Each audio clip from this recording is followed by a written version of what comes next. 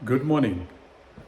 Market बंद, बुधवार का दिन, और रिलैक्स होंगे मेरे ख्याल से। आज तो सिरदर्दी नहीं है, स्ट्रेस नहीं है मार्केट की। तो मार्केट डाउन ट्रेंड चल रहा है, डाउनवर्ड चल रहा है। निफ्टी लगभग 12% तक नीचे आ गया है। Small cap 250 index bearish trend में है और 50% से ज़्यादा शेयर्स 20% से ज़्यादा डाउन हैं।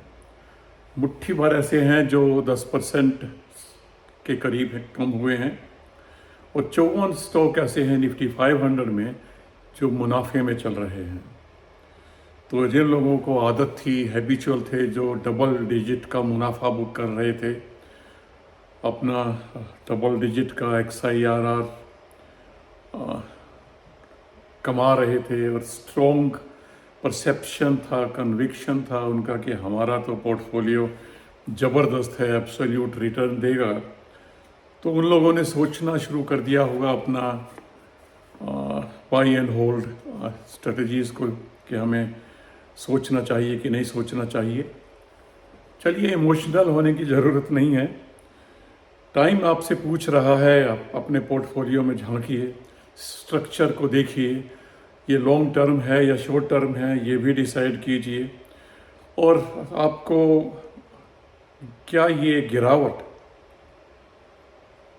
पहली बार दिखाई दे रही है? क्या ये गिरावट पहली बार हुई है? इतिहास में कभी गिरावट हुई नहीं जो आप चिंतित हो रहे हैं, या शायद आपने देखी नहीं है।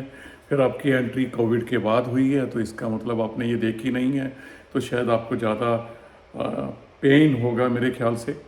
हाँ, 10 साल में अगर कोविड को हटा दें तो ज़्यादा कुछ फॉल कभी हुआ ही नहीं है। कोविड में हुआ था 4 साल पहले, लगभग 37% का हुआ था। उसके बाद तो कुछ ऐसा नहीं हुआ है। हाँ, झटका तो 4 जून को भी लगा था जब इलेक्शन का रिजल्ट आया था लास्ट ईयर, पर ये तो चलता रहता है। तो ये जो तूफान है, ये जो भूचाल आया हुआ है, ये आपका स्ट्रेस टेस्ट कर रहा है। ये टेस्ट कर रहा है कि आप अपनी स्ट्रेस पे किस तरह से काबू पाते हैं, किस तरीके से आप अपने डिसीजन मेकिंग के लिए या अपने पोर्टफोलियो के लिए या अपनी इन्वेस्टिंग पर्सनैलिटी के लिए आप किस तरह के इन्वेस्टर हैं, आपकी पर्सनैलिटी कैसी है, उसके ऊपर आपने सोचना शुरू कर दिया होगा। शायद नहीं किया हो तो कर देना चाहिए कि ये क्यों हो रहा है आपका, और क्या।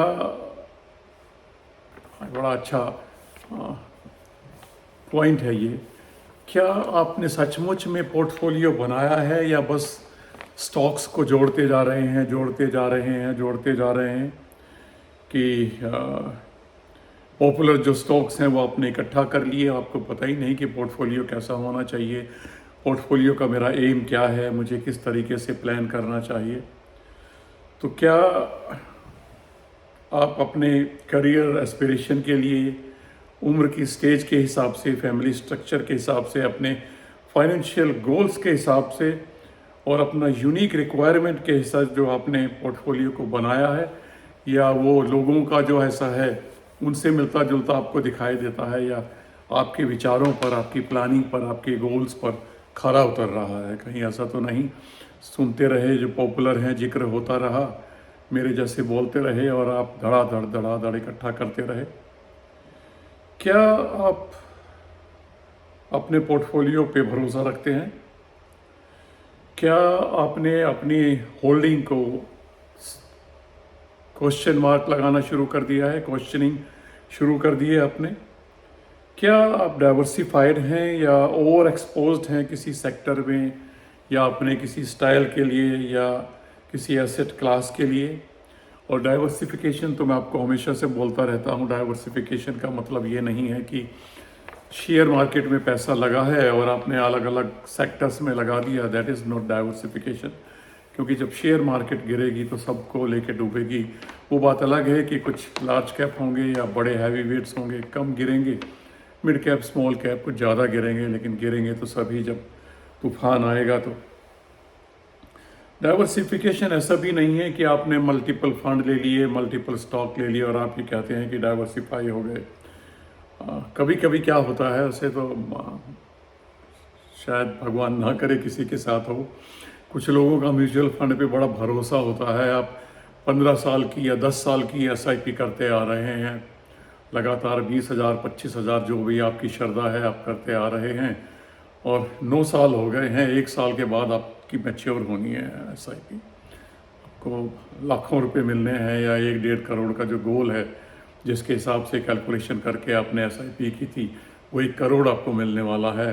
9 साल, 9 क्या 9.5 साल हो गए हैं, और मार्केट में कोई हर्षद मेहता जैसा या .com बबल जैसा कुछ कांड हो जाता है और मार्केट एकदम से 57% गिर जाती है, जैसे 2008 में गिरी थी, 57% गिर जाती है, तो क्या होगा आपके म्यूचुअल फंड पोर्टफोलियो का, जिसमें आप SIP कर रहे थे 10 साल के लिए, क्या होगा?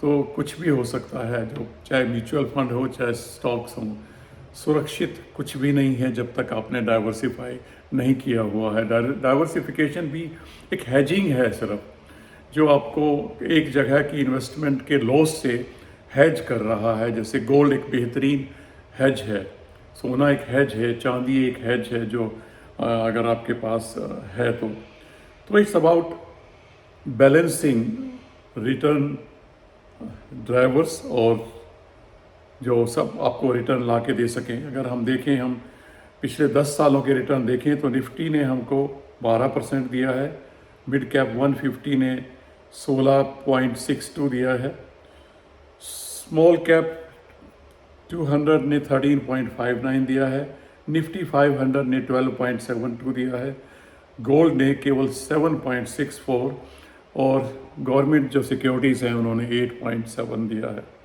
तो इसका मतलब ये हुआ कि आपको एक well structure mix of asset जो है ना, वो चाहिए, जो आपको हेल्प करे आपके हेजिंग को या आपके फ़ायदे को। तो गेन वो नहीं है जो आपको दिखाई दे रहे हैं। तो मैं बार बार कहता रहता हूँ, ऐसा नहीं है कि जो आपको दिखाई दे रहे हैं वो आपके गेन्स हैं। वो कभी भी भाप बन के उड़ सकते हैं। गेन्स वो हैं जो आपके खाते में आ गए हैं, जो आपके पोर्टफोलियो से ट्रांसफ़र होकर आपके बैंक अकाउंट में आ गए हैं।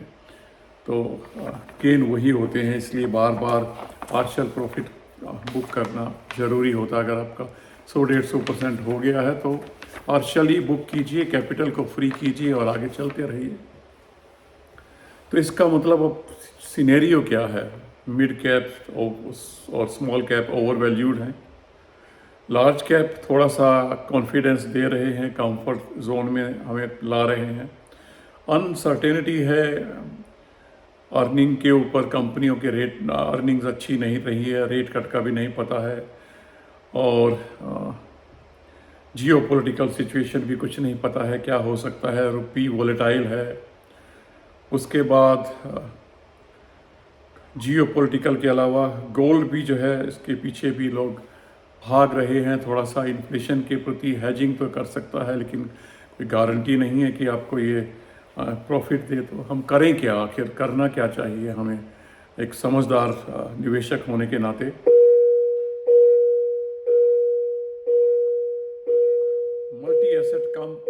मल्टी एसेट डाइवर्सिफिकेशन होना चाहिए, डायनेमिक एलोकेशन होना चाहिए, और पीरियोडिक रीबैलेंसिंग भी होनी चाहिए। और रेस्पेक्ट करें आप मार्केट साइकिल को, without being anchored to past trend. पीछे जो हुआ है उसके सहारे आगे मत बढ़िए, थोड़ा सा अपने आप की एंकरिंग कीजिए। एंकरिंग तो समझते हैं आप, जहाज किनारे पे आके जब वो अपना एंकर डाल लेता है, तो यानी इनडायरेक्टली पोर्टफोलियो में से प्रॉफिट बुक करते रहिए। सो अगर पोर्टफोलियो आपका स्टिल फील राइट तो छोड़ दीजिए, टाइम के भरोसे पे छोड़ दीजिए। अगर नहीं है तो इसका मतलब आपको सोचने की ज़रूरत है, रीबैलेंस करने की ज़रूरत है, रीथिंक करने की ज़रूरत है, और रिफाइन करने की ज़रूरत है। फिर एक लास्ट सेंटेंस, सक्सेस इन्वेस्टिंग में नहीं है, सक्सेस अपनी रिटर्न्स को, अपनी अर्निंग्स को कीप करने में है, घर लाने में है, बैंक में लाने हैं। चलिए आज के लिए इतना ही। खाली है दिमाग आपका, दूसरा वीडियो मैं बनाऊंगा जो कल से पहले रिलीज़ करूंगा ज़रूर, अगले 10 शेयर्स के लिए। तब तक के लिए नमस्कार।